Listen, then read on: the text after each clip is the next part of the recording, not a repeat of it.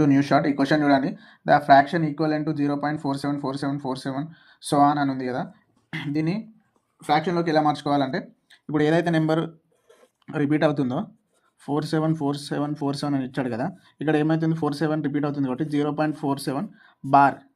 దీన్ని ఫ్రాక్షన్లోకి కన్వర్ట్ చేయాలి కాబట్టి ఏవైతే బార్ ఉందో ఇచ్చిన నెంబర్లు అన్నీ రాసుకోవాలి. ఫస్ట్ 47 బార్ లేనిది రాసుకొని అందులో నుంచి మైనస్ చేయాలి.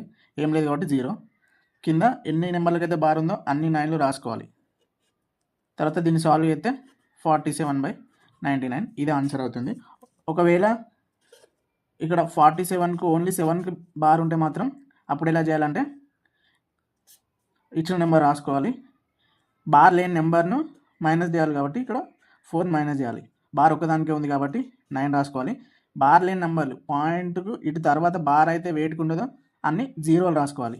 సో ఇది క్యాలిక్యులేషన్ చేసి ఆన్సర్ ఏమవుతుందో అది కామెంట్లో చెప్పండి.